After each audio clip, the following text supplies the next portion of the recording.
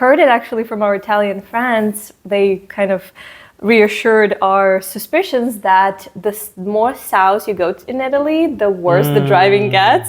And we definitely experienced that once we went below Florence. So as soon as you go down like below Rome, Florence, it goes crazy. Like Naples was the worst driving.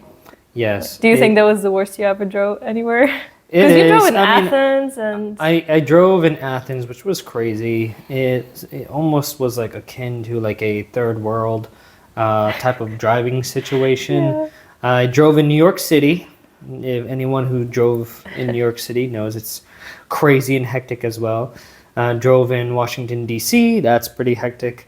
But I think hands down, driving in Naples was the most... scariest thing. Like I like, even being the second time when we went to Naples, we took an Uber everywhere, and the driver was like talking on the phone, yelling and honking at the same time while trying to pass through crowds of different pedestrians, and pedestrians not following the crosswalk sign. Usually they do.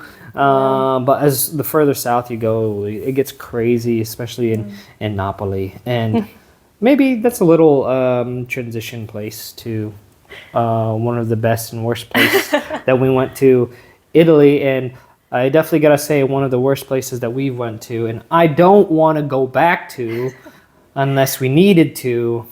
Which we did need to. Yes, so was Naples. Maybe that affected our experience because we needed to go to the embassy for the US paperwork for me. And it was kind of like a forced trip, so we weren't necessarily like planning a lot of things, but it's definitely not our vibe. I don't really use that word, but it really is. It's just... I feel like we like beautiful cities. Like Florence was beautiful. Like even though it's crowded, and we really don't like crowded cities, but it's just the architecture, just the feel you get in the city is so beautiful. It feels more sophisticated in a very busy city, you know? Naples just feels like you can see that it's has crime, because over here, you know, like people have gates and such. Like we have a gate in our apartment complex, but it's basically like regular. Sometimes the gates are so low that like they're kind of just there, just to be there, but you can like step over it. But in Naples, it's like I don't know how 6 feet, right? It's like a large gates. I think they were like some were spiked too, just to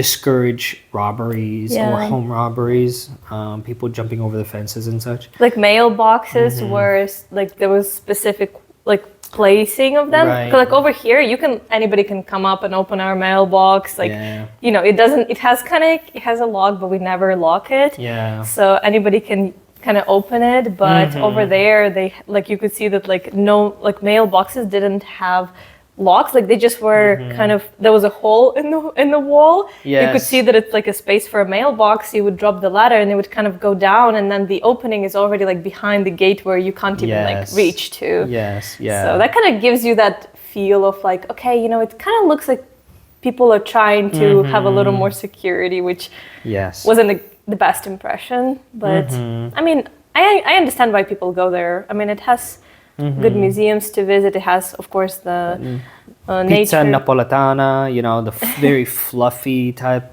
pizzas, which are rated 100.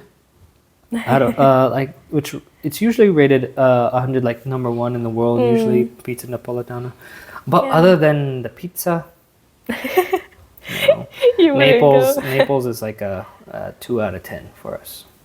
Yeah. Don't go. Okay. So